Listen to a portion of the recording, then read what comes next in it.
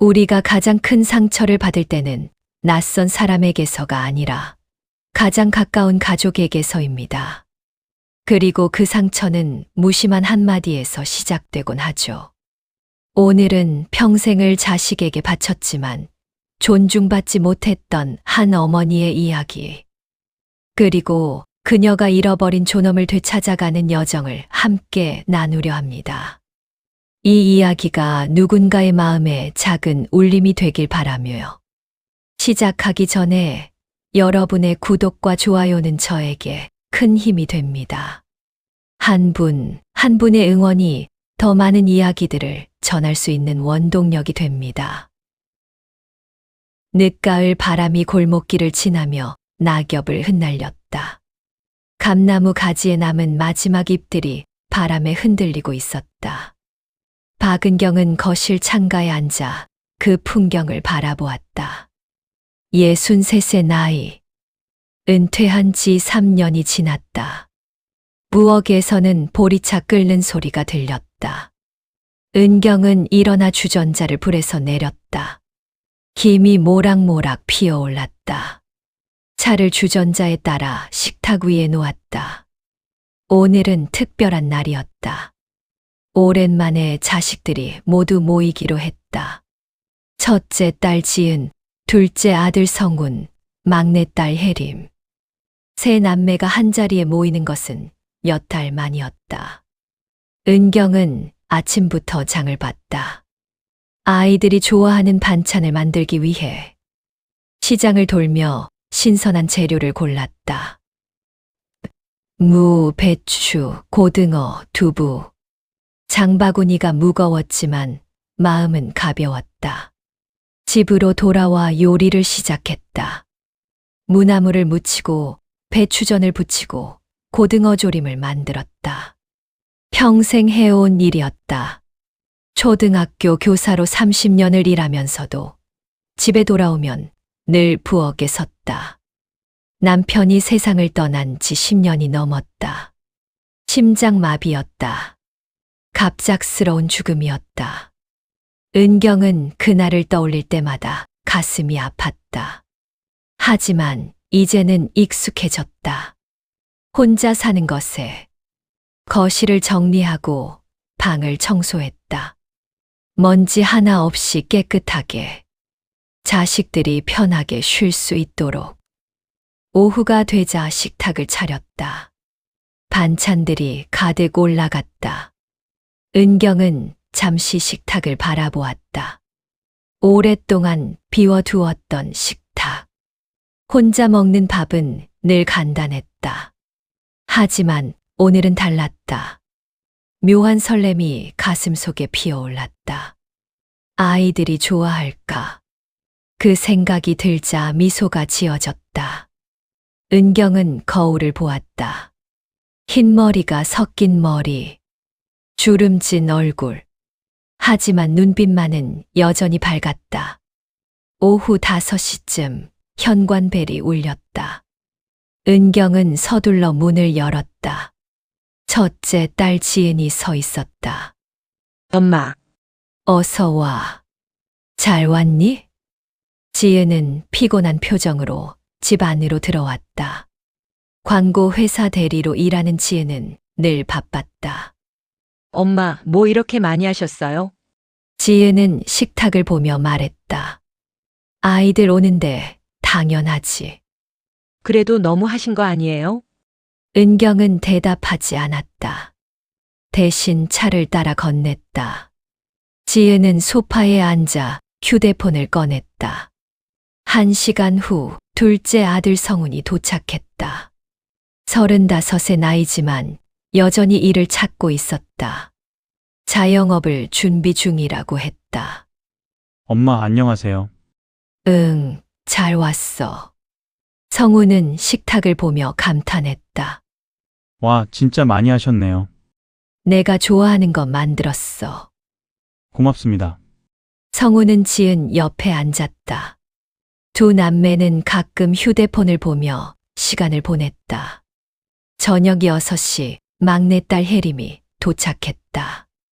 프리랜서 번역가로 일하는 혜림은 늘 시간이 자유로웠다. 엄마, 혜림아. 왔구나. 배고파요. 뭐 해놓으셨어요? 내가 좋아하는 거. 세 남매가 모두 모이자 은경은 식사를 시작하자고 했다. 네 사람은 식탁에 둘러앉았다. 잘 먹겠습니다. 식사가 시작되었다. 처음에는 조용했다. 하지만 곧 대화가 오갔다. 지은의 회사 이야기, 성훈의 사업 계획, 혜림의 번역 작업. 은경은 아이들의 이야기를 들으며 고개를 끄덕였다. 이렇게 함께 있는 것만으로도 좋아. 은경은 생각했다. 하지만 그 평온함은 오래가지 않았다. 식사를 마치고 지은이 입을 열었다. 엄마, 솔직히 말씀드릴게요. 응. 이렇게 음식 많이 하시면 저희가 부담스러워요. 은경은 손이 멈췄다. 부담. 네. 요즘 누가 이렇게 번거롭게 해요? 그냥 시켜 먹으면 되잖아요. 그 말은 은경의 가슴을 찔렀다. 자신을 위해 정성껏 차린 밥상이 부담이라니. 지은아. 은경은 조용히 말했다. 내가 친구 집에 가서도 그렇게 말하니? 지은은 순간 멈췄다. 은경의 눈을 보았다. 차분하지만 단호한 눈빛. 지은은 자신이 무심코 뱉은 말이 얼마나 날카로웠는지 깨달았다. 엄마, 죄송해요. 괜찮아. 하지만 은경의 마음은 괜찮지 않았다. 성훈과 혜림은 불편한 표정으로 서로를 쳐다보았다. 분위기가 무거워졌다. 얼마 후 아이들은 하나둘 떠났다. 은경은 혼자 남아 설거지를 했다. 찬물에 손을 담그며 생각했다. 내가 잘못한 걸까?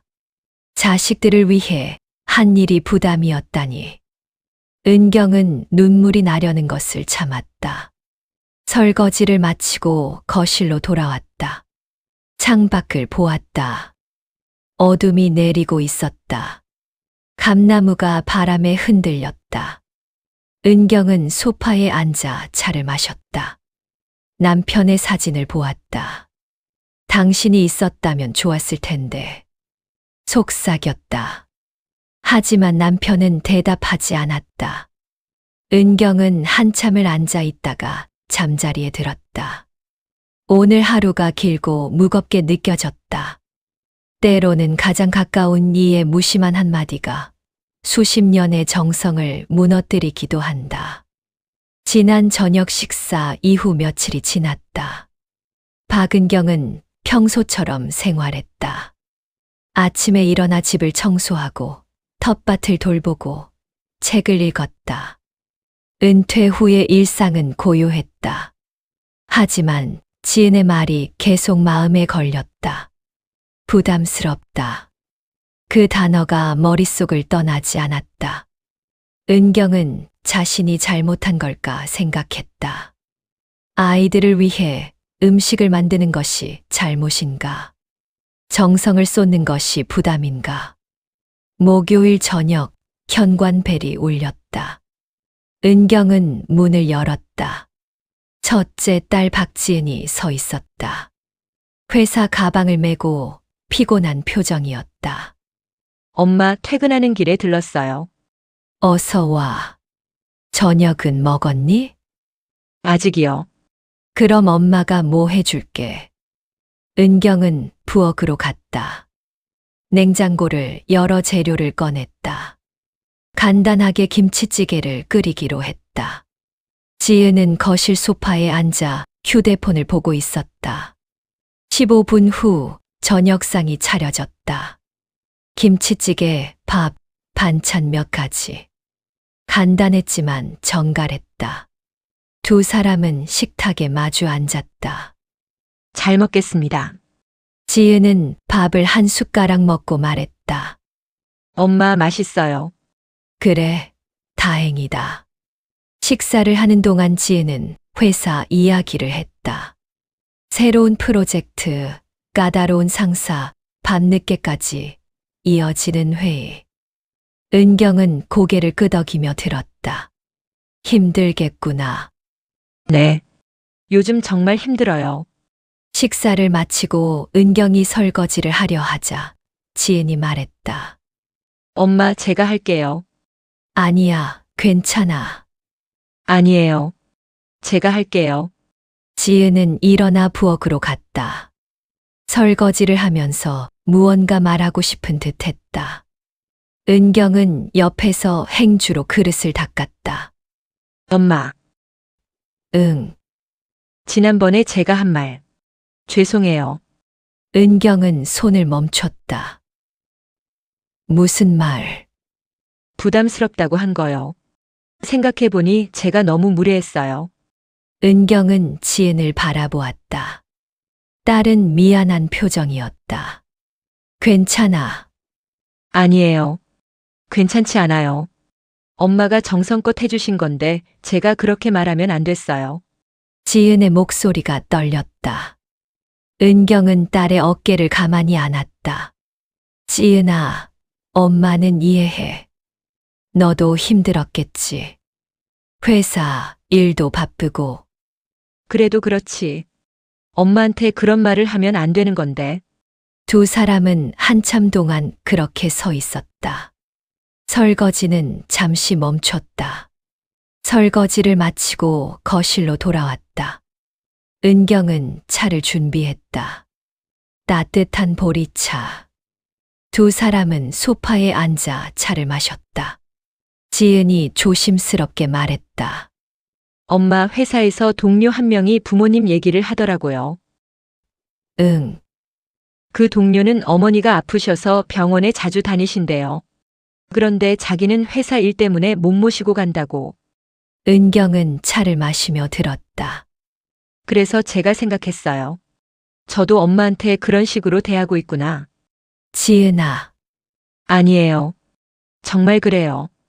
엄마가 해주시는 걸 당연하게 여겼어요. 엄마도 나이 드시고 힘드실 텐데. 은경은 딸의 손을 잡았다. 엄마는 괜찮아. 너희를 위해 하는 일이 힘들지 않아. 그래도 제가 좀 더 생각해야 했어요. 지은은 눈물을 훔쳤다. 은경은 딸을 안아주었다. 울지 마. 이제 알았으면 됐어. 두 사람은 한참을 그렇게 앉아 있었다. 편안한 침묵이었다. 시간이 흘러 밤이 깊어졌다. 지은은 일어서며 말했다. 엄마, 저 이제 가봐야 해요. 벌써 여기서 자고 가지 그래? 아니에요. 내일 아침 일찍 출근해야 해서요. 그래, 조심히 가거라. 지은은 신발을 신으며 다시 한 번 말했다. 엄마, 앞으로는 제가 더 자주 올게요. 괜찮아. 바쁜데 무리하지 마. 아니에요. 엄마 보고 싶을 거예요. 은경은 미소를 지었다. 고맙다. 지은이 떠나고 은경은 혼자 남았다. 거실로 돌아와 창밖을 바라보았다. 밤하늘에 별이 빛나고 있었다. 감나무가 어둠 속에서 흔들렸다. 은경은 소파에 앉아 오늘 있었던 일을 떠올렸다. 지은의 사과, 딸의 눈물, 그 모든 것이 마음을 따뜻하게 했다. 아이들도 변하고 있구나. 은경은 생각했다. 지은이 자신의 잘못을 깨닫고 사과한 것. 그것만으로도 충분했다. 남편의 사진을 보았다. 거실 선반 위에 놓인 액자. 당신 봤어요? 지은이가 사과했어요.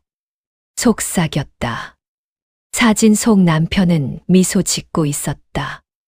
은경은 그 미소를 보며 위안을 얻었다. 당신 말이 맞았어요. 아이들도 시간이 필요한 거였어요. 은경은 차를 한 모금 더 마셨다. 보리차는 식어 있었지만 마음만은 따뜻했다.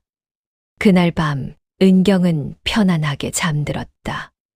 오랜만에 느껴보는 평온함이었다. 지지은의 사과가 마음의 짐을 덜어준 것 같았다. 하지만 은경은 알고 있었다. 아직 갈 길이 멀다는 것을.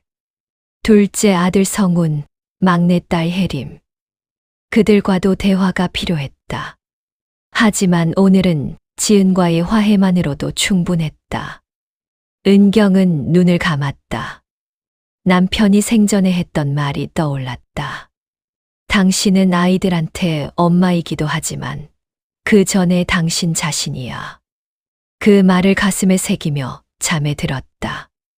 내일은 또 다른 하루가 시작될 것이다. 은경은 그 하루를 기대하며 깊은 잠에 빠졌다. 첫째 딸 지은과의 화해 이후 며칠이 지났다. 박은경은 조금 더 마음이 가벼워졌다. 적어도 지은은 자신의 잘못을 깨달았다. 하지만 다른 자식들은 어떨까? 은경은 가끔 그 생각을 했다. 화요일 오후 둘째 아들 박성훈에게서 전화가 왔다. 엄마, 나 성훈이야. 응, 무슨 일이니? 오늘 저녁에 집에 가도 될까요? 그래, 와라. 저녁 먹고 가거라. 네, 그럴게요. 전화를 끊고 은경은 장을 보러 나갔다. 성훈이 좋아하는 음식을 만들어주고 싶었다. 시장에서 삼겹살과 채소를 샀다. 저녁은 제육볶음으로 하기로 했다. 집으로 돌아와 요리를 시작했다. 고기를 양념에 재우고 채소를 썰었다. 익숙한 손놀림. 30년 넘게 해온 일이었다. 저녁 6시쯤 성훈이 도착했다. 35의 나이지만 여전히 일자리를 찾지 못한 아들. 은경은 늘 마음이 아팠다. 엄마, 다녀왔습니다. 어서 와. 씻고 와라. 성훈은 손을 씻고 거실로 나왔다. 은경은 식탁을 차렸다. 제육볶음, 밥, 김치, 나물. 성훈은 식탁을 보며 환하게 웃었다. 와, 제육볶음이네요. 엄마, 고맙습니다. 많이 먹어라. 두 사람은 식사를 시작했다. 성훈은 맛있게 먹었다. 은경은 아들의 모습을 보며 흐뭇했다. 요즘 어떻게 지내니? 그냥저냥이요. 이것저것 알아보고 있어요. 취업은? 아직이요. 근데 엄마, 사실은 성훈은 말을 멈췄다. 무언가 말하고 싶은 듯 했지만 망설이고 있었다. 왜? 무슨 일 있니? 아니요. 나중에 얘기할게요. 식사를 마치고 설거지를 했다. 성훈은 거실 소파에 앉아 있었다. 은경은 차를 준비해 가져왔다. 자, 마셔라. 고맙습니다. 두 사람은 차를 마시며 이야기를 나눴다. 성훈은 최근에 카페 창업을 생각하고 있다고 했다. 카페. 네. 작은 카페. 오랫동안 취업이 안 되니까 차라리 제가 뭔가 해보려고요. 좋은 생각이구나. 네. 그래서 이것저것 알아보고 있어요. 은경은 아들의 의욕을 보며 기뻤다. 드디어 무언가를 하려는 모습. 하지만 곧 성훈이 본심을 드러냈다. 엄마, 그런데 자금이 좀 필요해요. 은경은 차를 마시던 손이 멈췄다. 자금. 네. 보증금이랑 인테리어 비용이요. 얼마나 필요한데? 3천만 원 정도요. 은경은 숨이 막혔다. 3천만 원. 적지 않은 돈이었다. 성훈아, 그건 엄마도 집 있으시잖아요. 대출 받으실 수 있잖아요. 그 말을 듣고 은경은 가슴이 철렁 내려앉았다. 자신의 집을 담보로 대출을 받으라는 말인가? 성훈아, 엄마가 내 결혼 자금도 줬잖니. 학자금도 다 내줬고. 알아요. 근데 이번이 마지막이에요. 카페만 잘 되면 다 갚을게요. 은경은 아들을 바라보았다. 간절한 눈빛. 하지만 은경은 더 이상 줄 수 없었다. 성훈아. 은경은 천천히 말했다. 엄마가 널 위해 해줄 수 있는 건 여기까지야. 엄마, 내 인생은 내가 책임져야지. 엄마가 계속 도와줄 수는 없어. 성우는 믿을 수 없다는 표정이었다. 엄마도 저 안 믿으시는 거예요? 믿고 안 믿고의 문제가 아니야. 엄마도 나이 들었어. 이 집이 엄마의 전부야. 이걸 담보로 대출 받으면 만약에 내가 사업 실패하면 어떻게 돼? 실패 안 해요. 알아. 내가 열심히 할 거라는 거. 하지만 세상 일은 아무도 몰라. 성우는 고개를 떨구었다. 은경은 아들의 어깨를 가만히 잡았다. 성훈아, 엄마는 내가 스스로 해내기를 바라. 엄마 돈으로 하는 사업은 진짜 내 사업이 아니야. 그럼 저보고 어떻게 하라는 거예요? 천천히 준비해. 아르바이트 하면서 돈 모으고 작게 시작해도 돼. 성우는 대답하지 않았다. 한참 동안 침묵이 흘렀다. 엄마가 냉정하게 들릴 수도 있어. 하지만 이게 엄마가 널 사랑하는 방법이야. 알겠습니다. 성우는 일어섰다. 저 이제 가볼게요. 벌써 좀 더 있다 가지 그래. 아니요. 생각 좀 해봐야 할 것 같아요. 성우는 신발을 신고 문을 나섰다. 은경은 아들의 뒷모습을 바라보았다. 어깨가 축 처져 있었다. 문이 닫히고 은경은 혼자 남았다. 소파에 주저앉았다.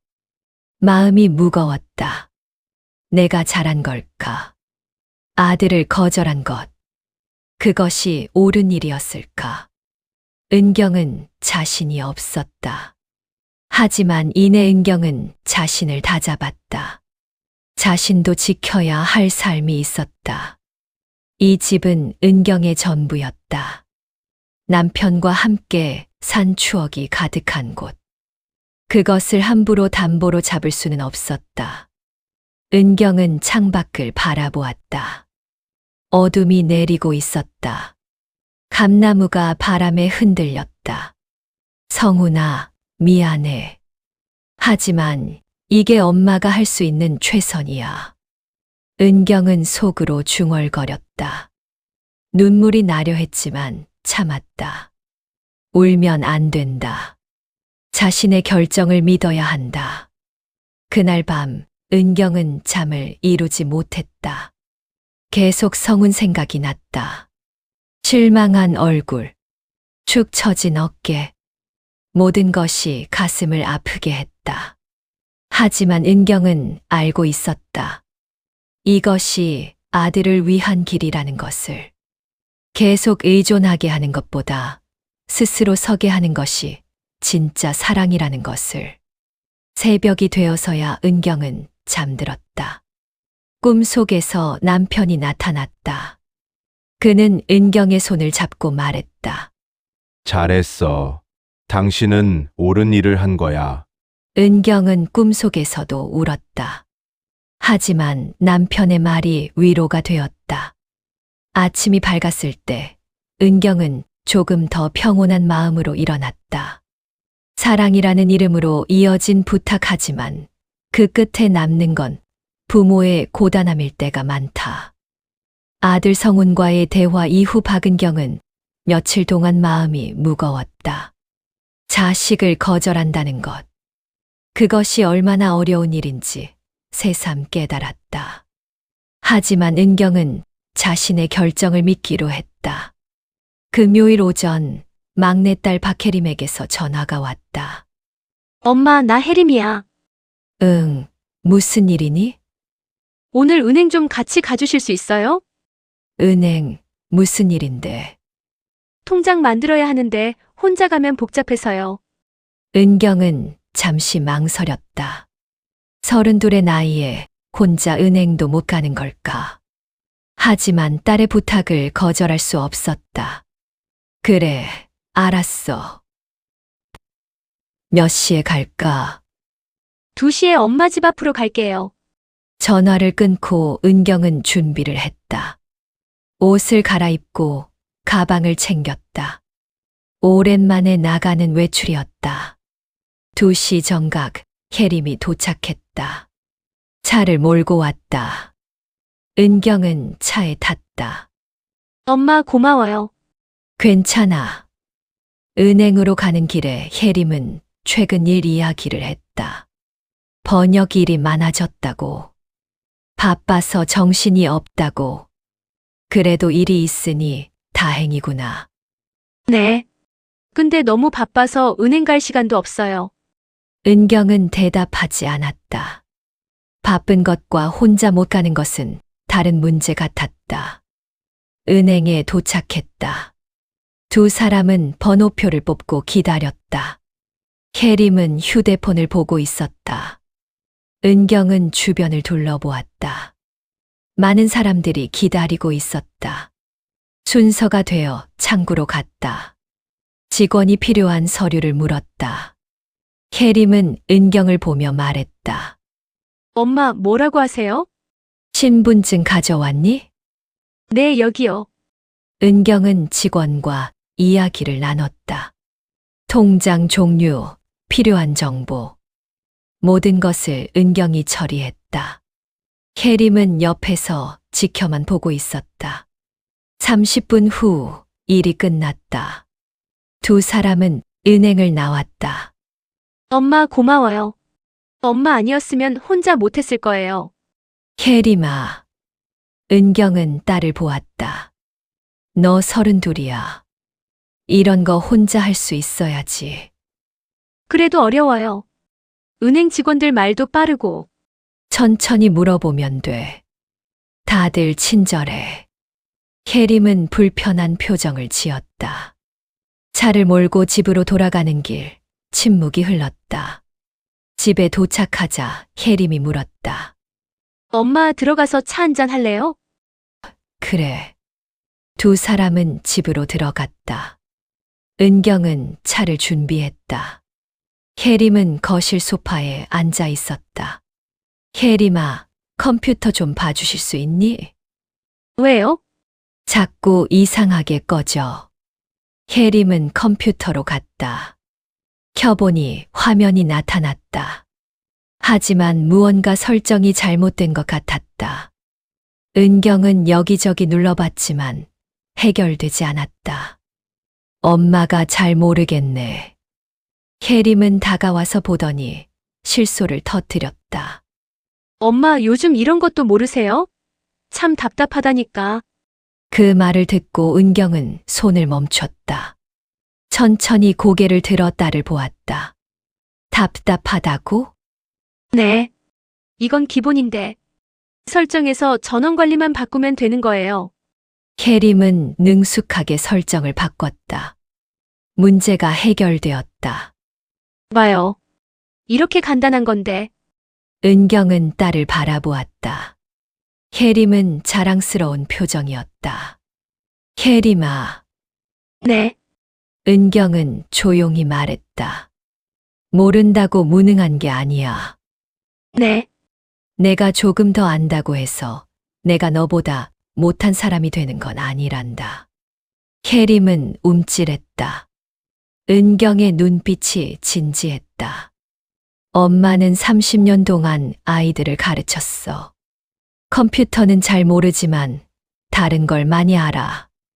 그리고 내가 어렸을 때 엄마가 다 가르쳐 줬지. 엄마.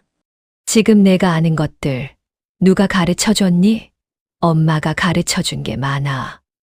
혜림은 고개를 숙였다. 죄송해요. 괜찮아. 하지만 기억해라. 모르는 게 부끄러운 게 아니야. 무시하는 게 부끄러운 거야. 혜림은 눈물을 훔쳤다. 엄마, 제가 잘못했어요. 엄마한테 너무 의존하고 무례했어요. 은경은 딸을 안아주었다. 알면 됐어. 이제부터는 조금씩 스스로 해봐. 네, 그럴게요. 2 사람은 한참을 그렇게 앉아 있었다. 혜림은 어머니의 품에서 울었다. 은경은 딸의 등을 쓰다듬었다. 시간이 흘러 혜림이 진정되었다. 은경은 차를 따라 건넸다. 마셔라. 고맙습니다. 혜림은 차를 마시며 말했다. 엄마, 저 반성했어요. 항상 엄마한테만 기대고 혼자는 아무것도 안 하려고 했어요. 알아. 앞으로는 제가 할 수 있는 건 혼자 할게요. 그래, 천천히 배워가면 돼. 혜림은 미소를 지었다. 엄마, 다음에 은행 갈 때는 혼자 가볼게요. 그래, 잘할 수 있을 거야. 네. 저녁이 되어 혜림은 집으로 돌아갔다. 은경은 혼자 남아 창밖을 바라보았다. 의존은 때로 사랑처럼 보이지만 존중이 없다면 상처가 될 뿐입니다. 새 자녀와의 개별적인 대화 이후 박은경은 조금씩 변화를 느꼈다. 지은은 사과했고 성우는 거절을 받아들였고 혜림은 반성했다. 하지만 은경의 마음은 여전히 무거웠다. 일주일이 지났다. 은경은 평소처럼 생활했다. 아침에 일어나 집을 청소하고 텃밭을 돌보고 책을 읽었다. 하지만 무언가 달랐다. 예전처럼 마음이 편하지 않았다. 자식들에게 상처받는 일이 잦아지면서 은경은 점점 자신이 짐이 된 것 같은 기분을 느꼈다. 아이들을 위해 평생을 쏟았는데 돌아오는 건 무심한 말과 끝없는 요구였다. 목요일 오후 은경은 거실 소파에 앉아 멍하니 창밖을 바라보았다. 감나무 잎이 하나둘 떨어지고 있었다. 가을이 깊어가고 있었다. 내가 뭘 잘못한 걸까? 그 생각이 머릿속을 떠나지 않았다. 아이들을 너무 많이 도와준 걸까? 아니면 너무 쉽게 허락한 걸까? 은경은 남편의 사진을 보았다. 거실 선반 위에 놓인 액자. 남편 박민수. 10년 전에 세상을 떠났지만 여전히 은경의 곁에 있는 것 같았다. 당신이라면 어떻게 했을까? 속삭였다. 사진은 대답하지 않았다. 하지만 남편이 생전에 했던 말이 떠올랐다. 당신은 아이들한테 엄마이기도 하지만 그 전에 당신 자신이야. 절대 잊지 마. 그 말. 결혼 20년째 되던 해에 남편이 했던 말. 당시 은경은 아이들 뒷바라지에 지쳐 있었다. 남편은 그런 은경을 보며 그 말을 했다. 은경은 그 말을 가슴에 새기며 스스로를 다잡았다. 자신도 한 사람이었다. 아이들의 엄마이기 전에 박은경이라는 한 사람. 저녁이 되어 은경은 일기를 썼다. 오랫동안 쓰지 않았던 일기. 서랍 깊숙이 넣어두었던 노트를 꺼냈다. 요즘 마음이 무겁다. 아이들이 조금씩 변하고 있지만 내 마음은 여전히 아프다. 내가 평생 쏟아부은 사랑이 이렇게 돌아오는 건지. 하지만 당신 말을 기억한다. 나는 나 자신이다. 일기를 쓰고 나니 조금 나아진 것 같았다. 은경은 차를 한 잔 마시고 침대에 누웠다. 다음 날 아침 은경은 산책을 나갔다. 오랜만에 나가는 산책이었다. 동네 뒷산. 단풍이 곱게 물들어 있었다. 산책로를 걸으며 은경은 생각했다. 자신의 삶. 63의 나이. 이제까지 어떻게 살았나. 결혼하고 아이를 낳고 교사로 일하고 바쁘게 살았다. 남편을 잃고 혼자가 되고 외롭게 살았다. 하지만 아이들을 위해 버텼다. 그런데 이제는 뭘 위해 살지? 그 질문이 마음속에 떠올랐다. 아이들은 이제 다 컸다. 각자의 삶이 있었다. 은경은 더 이상 필요 없는 존재 같았다. 산책을 마치고 집으로 돌아오는 길, 동네 슈퍼 앞에서 옛 동료를 만났다. 같은 학교에서 일했던 김선영 선생님. 어머, 은경 선생님. 선영 선생님, 오랜만이에요. 정말 오랜만이네요. 어떻게 지내세요? 그냥 저냥이요. 선생님은요? 저도 그럭저럭이요. 잠깐 차라도 할래요? 두 사람은 근처 카페로 갔다. 따뜻한 차를 주문하고 마주 앉았다. 은경 선생님 안색이 안 좋아 보이는데 무슨 일 있어요? 아니에요. 그냥 요즘 좀 피곤해서요. 혹시 자식들 때문에? 은경은 놀랐다. 어떻게 아셨어요? 나도 비슷했거든요. 선영은 웃으며 말했다. 우리 세대 엄마들은 다 그래요. 자식들한테 다 주고 정작 본인은 챙기지 못하죠. 맞아요. 근데 있잖아요. 언젠가부터 깨달았어요. 자식들이 우리를 당연하게 여긴다는 걸. 은경은 고개를 끄덕였다. 그래서 저는 선을 그었어요. 여기까지만 도와주겠다고. 그 이상은 안 된다고. 힘들지 않았어요? 처음엔 힘들었죠. 근데 그게 자식들한테도 좋은 거더라고요. 스스로 해야 배우잖아요. 은경은 선영의 말을 듣고 위로받는 것 같았다. 선생님, 고마워요. 그 말 들으니 힘이 나요. 우리 서로 힘내요. 우리도 우리 삶이 있잖아요. 두 사람은 한참 동안 이야기를 나눴다. 학교 이야기, 은퇴 후 생활, 자식들 이야기. 편안한 대화였다. 카페를 나와 집으로 돌아오는 길, 은경은 마음이 한결 가벼워졌다. 자신만 그런 게 아니었다. 많은 엄마들이 비슷한 고민을 하고 있었다. 집에 도착해 거실에 앉았다. 남편의 사진을 보았다. 당신 맞는 것 같아요. 나는 나 자신이에요. 아이들의 엄마이기도 하지만 그 전에 박은경이에요. 사진은 여전히 미소 짓고 있었다.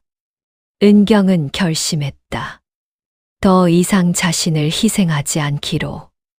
아이들을 사랑하지만 자신도 사랑하기로. 그것이 진짜 사랑하는 방법이라고. 그날 밤 은경은 다시 일기를 썼다. 오늘 선영 선생님을 만났다. 선생님 말이 위로가 되었다. 나는 나 자신이다. 아이들의 엄마이기도 하지만 그 전에 박은경. 이제부터는 나를 위해 살아야겠다. 일기를 쓰고 나니 마음이 확 트이는 것 같았다. 은경은 창밖을 보았다. 밤하늘에 별이 빛나고 있었다. 새로운 시작이야. 은경은 다짐했다. 내일부터는 달라질 것이다. 더 이상 짐처럼 살지 않을 것이다. 당당하게 자신을 위해 살 것이다. 은경은 잠자리에 들었다. 오랜만에 편안한 마음이었다. 남편이 생전에 했던 말. 그 말의 의미를 이제야 완전히 이해한 것 같았다.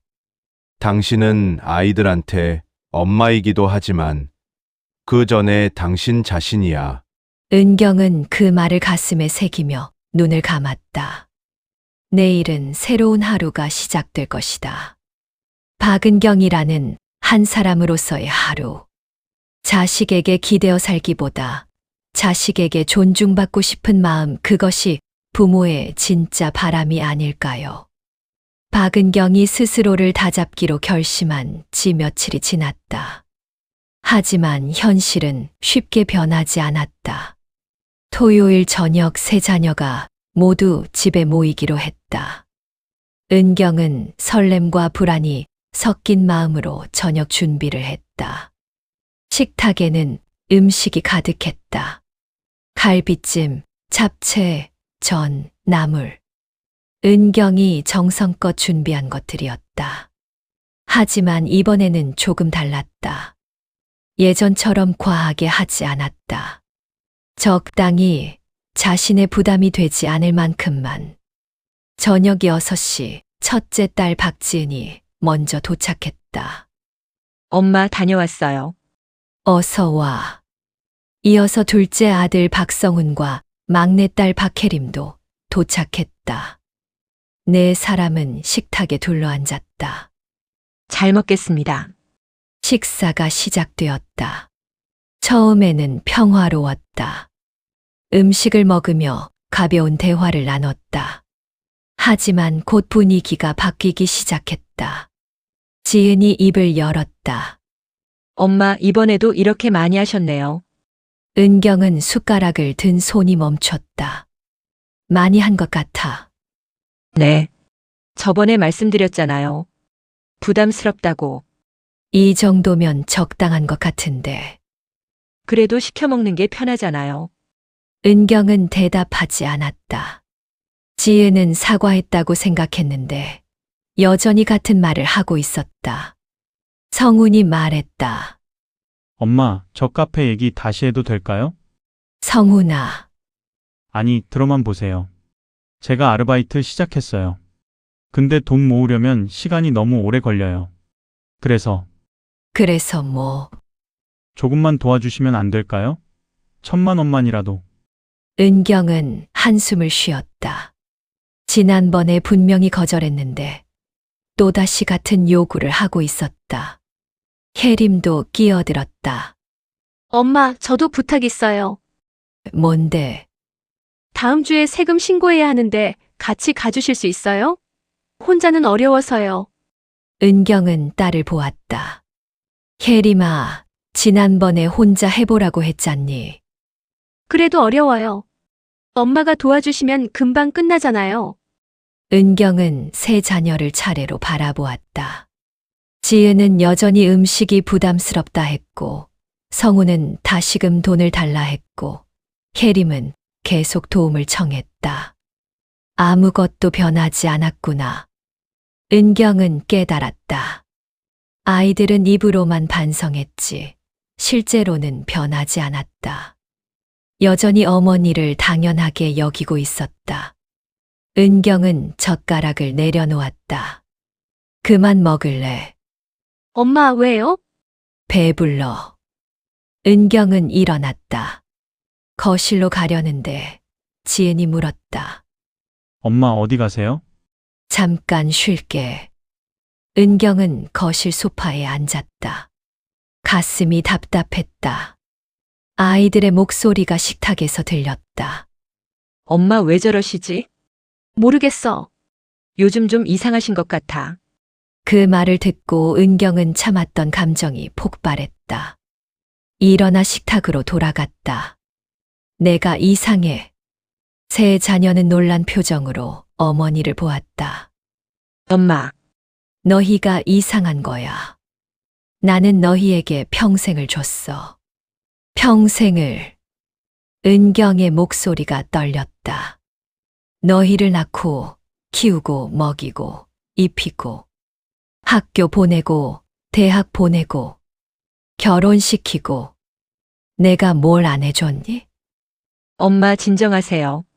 진정. 내가 왜 진정해야 해? 너희는 내게 계속 요구만 하잖아. 음식 해달라.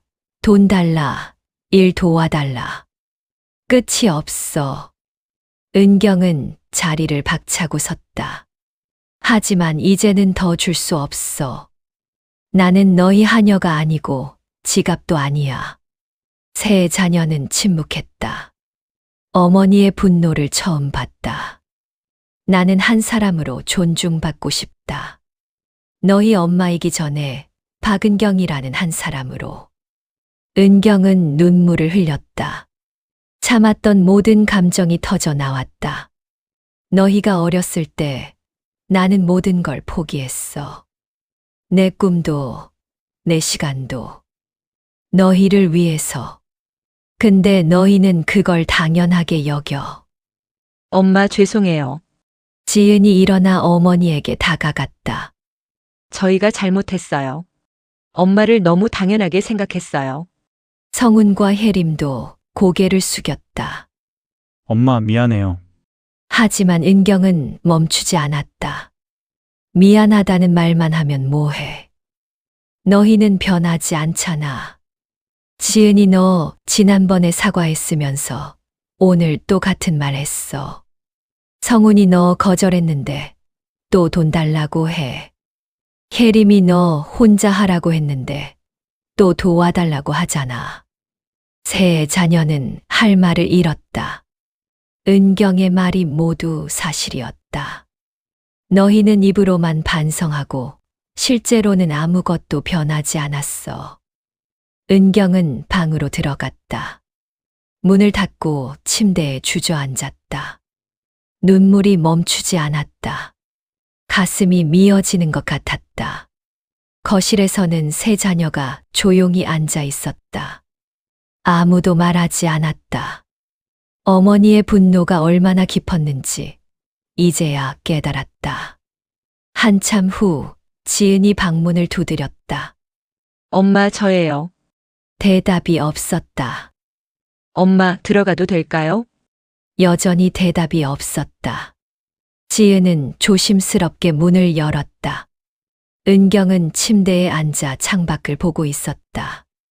엄마, 그냥 가. 오늘은 혼자 있고 싶어. 엄마, 저희 정말 잘못했어요.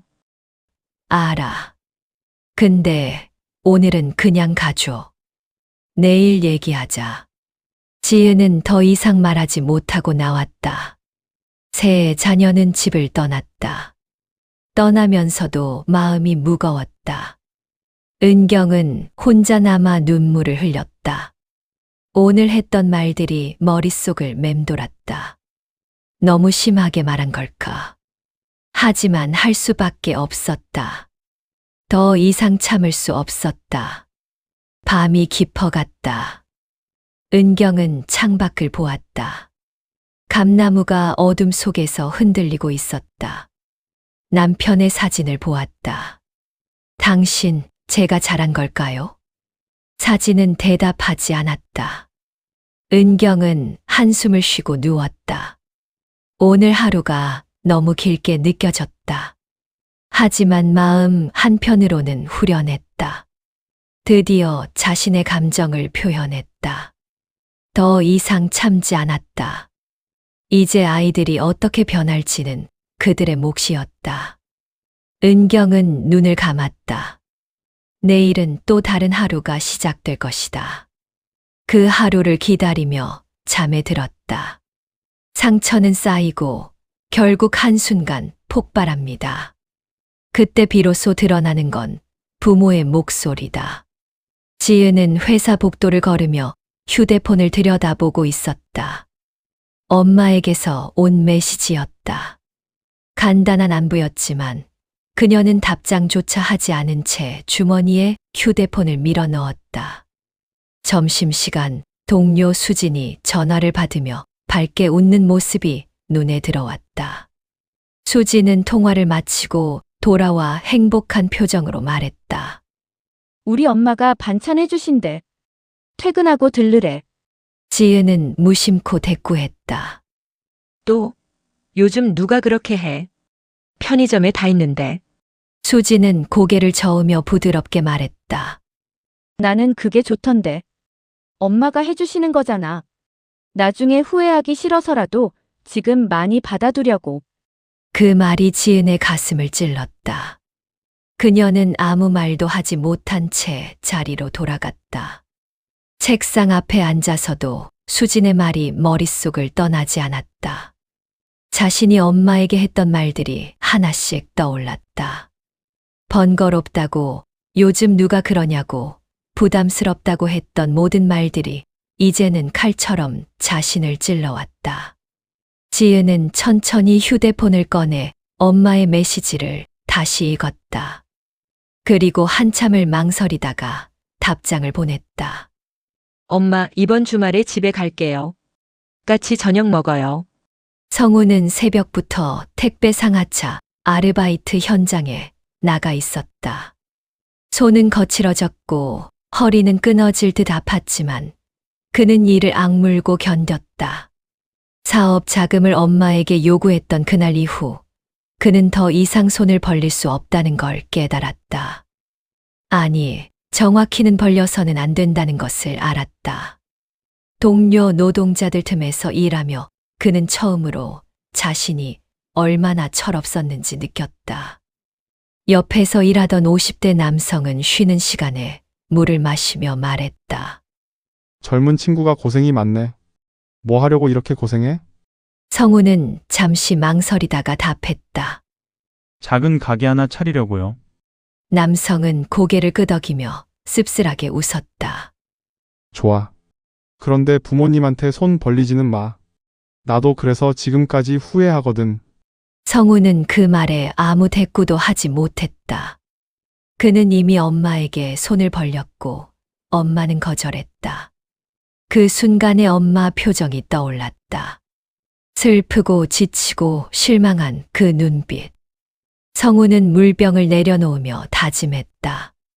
다시는 엄마를 그런 표정으로 만들지 않겠다고. 퇴근 후 그는 집에 들어가지 않고 엄마 집 앞을 지나쳤다. 아직 얼굴을 마주할 용기가 나지 않았다. 하지만 그는 알고 있었다. 언젠가는 당당하게 엄마 앞에 서야 한다는 것을.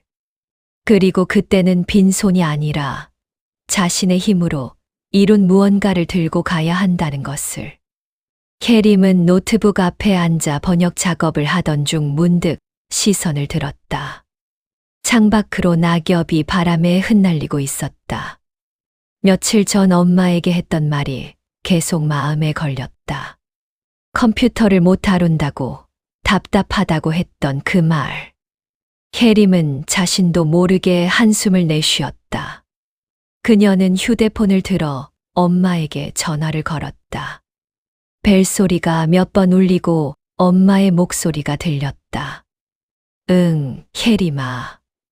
엄마, 이번 주 토요일에 시간 있으세요? 같이 은행 가요. 은경의 목소리에 작은 놀라움이 묻어났다. 은행, 무슨 일인데? 캐림은 잠시 망설이다가 말을 이었다. 그냥 엄마도 인터넷 뱅킹 쓰면 편하실 것 같아서요. 제가 같이 가서 알려드릴게요. 천천히. 전화기 너머로 엄마의 짧은 침묵이 흘렀다. 그리고 나지막한 목소리가 들려왔다. 그래, 그러자. 고맙다. 캐림은 전화를 끊고 나서 눈가가 뜨거워지는 걸 느꼈다. 고맙다는 말을 들으니 오히려 미안함이 밀려왔다. 그동안 자신이 얼마나 당연하게 엄마를 대했는지, 얼마나 무례했는지가 선명하게 보였다. 캐림은 노트북을 덮고 창밖을 바라보았다. 늦가을 바람이 나뭇가지를 흔들고 있었다. 그녀는 조용히 다짐했다. 이제는 달라지겠다고. 엄마를 짐처럼 대하지 않겠다고. 은경은 저녁 무렵 거실 소파에 앉아 차를 마시고 있었다. 지은에게서 주말에 오겠다는 연락을 받았고 캐림은 함께 은행에 가자고 했다. 성우는 연락이 없었지만 그가 요즘 아르바이트를 시작했다는 소식을 이웃에게 들었다. 은경은 찻잔을 내려놓으며 창밖을 바라보았다. 아이들이 변하고 있었다. 천천히 조금씩. 그녀는 그것만으로도 충분하다고 느꼈다. 완벽하지 않아도 괜찮았다. 중요한 건 방향이었다. 아이들이 이제 조금씩 자신을 돌아보기 시작했다는 것. 그것이 은경에게는 가장 큰 위안이었다. 그녀는 찻잔을 들어 한 모금 마셨다. 따뜻한 온기가 목을 타고 내려갔다. 은경은 혼잣말처럼 중얼거렸다. 천천히 가도 괜찮아. 결국 제자리를 찾아가는 거니까. 창밖으로 석양이 지고 있었다. 하늘은 주황빛으로 물들어 있었고 감나무 가지 사이로 마지막 햇살이 스며들고 있었다. 은경은 그 풍경을 바라보며 조용히 미소 지었다. 아직 끝나지 않은 가을이, 그리고 아직 끝나지 않은 자신의 삶이 새삼 소중하게 느껴졌다. 가끔은 거리감이 깨달음을 준다. 부모가 언제까지나 곁에 있지 않다는 단순한 사실이다. 늦가을 햇살이 마당 감나무에 내리쬐고 있었다. 주황빛으로 물든 감들이 가지 끝에 매달려 있었고 바람이 불 때마다 나무잎이 바스락거렸다. 은경은 거실 창가에 앉아 따뜻한 차를 마시며 그 풍경을 바라보고 있었다. 지난 몇 주간의 일들이 주마등처럼 스쳐 지나갔다. 자식들과의 갈등, 폭발했던 감정, 그리고 그 이후의 작은 변화들. 은경은 찻잔을 두 손으로 감싸쥐며 천천히 숨을 들이마셨다. 현관문이 열리는 소리가 들렸다. 지은이었다. 그녀는 손에 작은 보자기를 들고 있었다. 은경은 자리에서 일어나지 않고 고개만 돌렸다. 왔니? 지은은 신발을 벗으며 조심스럽게 대답했다. 네, 엄마. 오는 길에 반찬 좀 샀어요. 은경은 잠시 놀란 표정을 지었다가 이내 미소를 지었다. 지은은 보자기를 식탁에 내려놓으며 엄마 옆에 앉았다. 창밖으로 감나무가 보였고 두 사람은 한동안 말없이 그 풍경을 바라보았다. 지은은 입술을 깨물다가 조용히 말을 꺼냈다. 엄마, 그동안 정말 죄송했어요. 은경은 고개를 돌려 딸을 바라보았다. 지은의 눈가가 붉어져 있었다. 은경은 아무 말도 하지 않았다. 그저 지은의 손을 가만히 잡아주었다. 따뜻한 온기가 두 손 사이로 전해졌다. 지은은 눈물을 참으며 말을 이었다. 엄마가 해주신 거 당연한 게 아니었는데 저는 그걸 너무 늦게 알았어요. 은경은 지은의 손을 꼭 쥐며 고개를 끄덕였다. 말이 필요 없었다. 그 손의 온기만으로도 충분했다. 오후가 되자 성훈이 찾아왔다. 그의 손에는 작은 화분이 들려 있었다. 다육식물이었다. 은경은 현관에서 그를 맞이하며 물었다. 이게 뭐니? 성훈은 쑥스러운 표정으로 화분을 내밀었다. 엄마가 키우시라고요. 손 안 가는 거래요. 은경은 화분을 받아들고 거실로 들어왔다. 성훈은 엄마 뒤를 따라오며 조심스럽게 말했다. 엄마, 저 요즘 아르바이트 하고 있어요. 힘들긴 한데 괜찮아요. 은경은 화분을 창가에 놓으며 돌아보았다. 성훈의 얼굴에는 이전과 다른 무언가가 있었다. 책임감이었을까? 아니면 성숙함이었을까? 은경은 아들의 어깨를 가볍게 두드려 주었다. 잘하고 있구나. 그 짧은 말에 성훈의 눈가가 촉촉해졌다. 그는 고개를 숙이고 말했다. 엄마, 그동안 너무 철없었어요. 이제 알았어요. 엄마도 힘드시다는 거. 은경은 아들의 머리를 쓰다듬었다. 성훈은 어린아이처럼 그 손길을 받아들였다. 해질 무렵 혜림이 도착했다. 그녀는 노트북 가방을 들고 있었다. 은경은 부엌에서 차를 준비하며 물었다. 무슨 일이니? 혜림은 노트북을 꺼내며 대답했다. 엄마, 오늘 인터넷 뱅킹 같이 해볼까요? 천천히 알려드릴게요. 은경은 잠시 망설였다. 컴퓨터는 여전히 어려운 영역이었다. 하지만 혜림의 눈빛이 달랐다. 예전처럼 조급하거나 답답해하는 눈빛이 아니었다. 은경은 고개를 끄덕이고 혜림 옆에 앉았다. 혜림은 하나하나 천천히 설명했다. 은경이 실수하면 다시 알려주었고 이해할 때까지 기다려주었다. 1시간쯤 지났을까? 은경은 처음으로 스스로 계좌 조회를 해냈다. 혜림은 박수를 치며 웃었다. 엄마 잘하셨어요. 은경도 따라 웃었다. 그 웃음 속에는 작은 성취감과 함께 딸과의 새로운 연결이 느껴졌다. 저녁 식사는 네 사람이 함께했다. 지은이 사온 반찬과 은경이 끓인 된장찌개, 그리고 성훈이 가져온 과일이 식탁에 올랐다. 예전처럼 호화롭지는 않았지만 그 식탁에는 따뜻함이 있었다. 식사를 하는 동안 자식들은 각자의 이야기를 꺼냈다. 지은은 회사에서 있었던 일을, 성훈은 아르바이트에서 만난 사람들을, 혜림은 최근 번역한 책 이야기를 했다.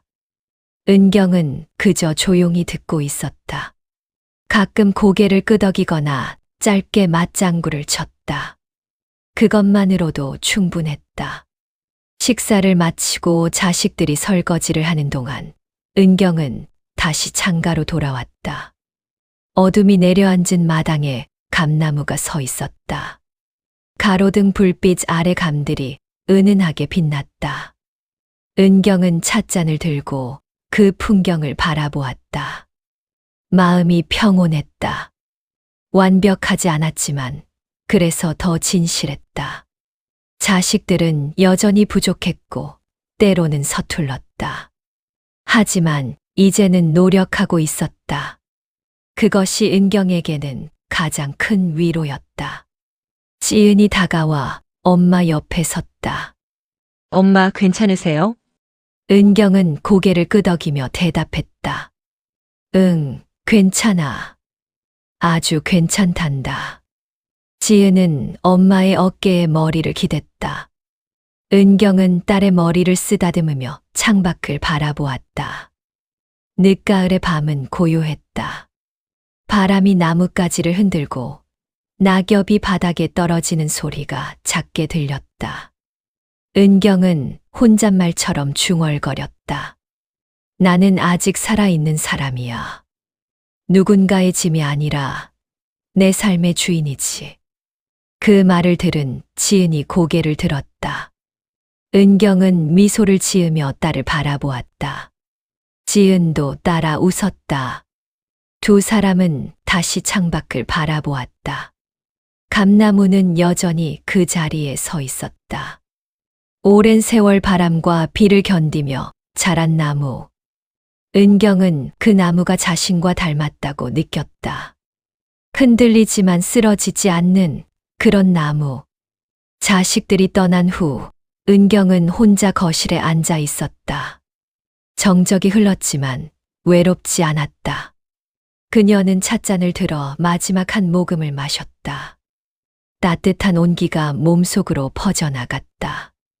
은경은 눈을 감고 깊게 숨을 들이마셨다. 그리고 천천히 내쉬었다. 모든 것이 제자리로 돌아가고 있었다. 완벽하지 않아도 천천히 가도 괜찮았다. 중요한 건 방향이었다. 그리고 그 방향은 이제 분명했다. 은경은 눈을 뜨고 창밖을 바라보았다. 밤하늘에 별이 반짝이고 있었다. 그녀는 조용히 미소 지으며 다짐했다. 나는 내 삶의 주인이다. 그 말과 함께 늦가을의 밤은 깊어갔다.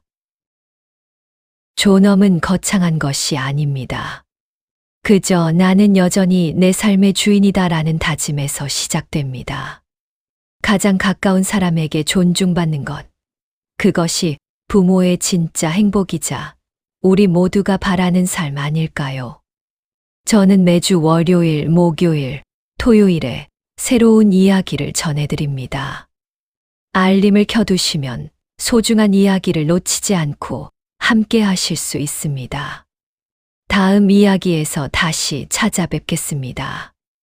늘 건강하시고 오늘도 따뜻한 하루 보내세요.